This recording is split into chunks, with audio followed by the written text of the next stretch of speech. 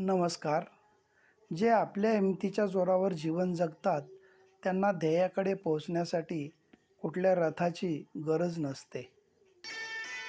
आपल्या जिवलग व्यक्तींच्या आठवणी, आभास, वास्तविकता स्वीकारून आनंदाने जगता आलं पाहिजे. स्वतःची व कुटुंबाच्या जीवनाच्या आरोग्याची काळजी घेतली पाहिजे.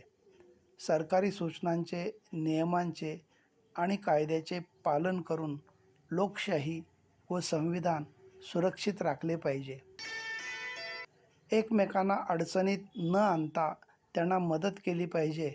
मदत करणं जमत नसेल तर निदान गप्प तरी बसलं पाहिजे.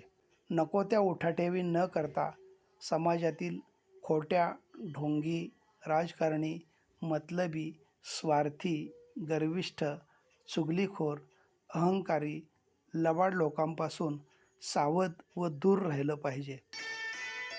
अफवांवर विश्वास ठेवण्याआधी प्रथम खात्री केली पाहिजे.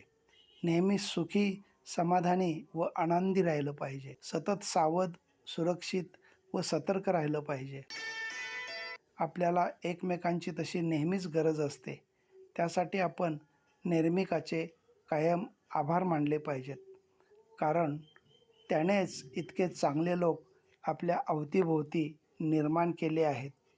जर आपल्याला तसा अनुभव येत नसेल तर आपण स्वतःच एक चांगला माणूस बनलं पाहिजे. जशी दृष्टी तशी सृष्टी.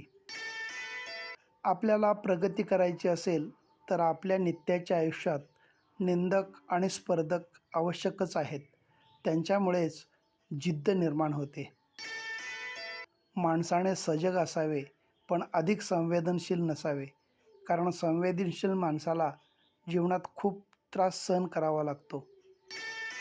जीवनात काही व्यवहार करताना फायदाच बघायचा नसतो, आपल्यामुळे इतरांना मिळालेला आनंद बघायचा असतो. ओंजळ आनंदाने भरलेली असताना ती सांडून मातीमोल व्हायच्या आत इतरांना त्यातलं थोडं देता आलं पाहिजे. जगणं कोणाचंच सोपं नसतं. आपण सोडून बाकी सगळ्यांचं चांगलं आहे असं फक्त आपल्याला वाटत असतं.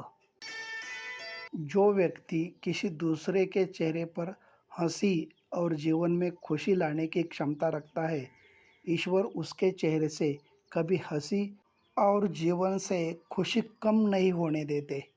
धन्यवाद.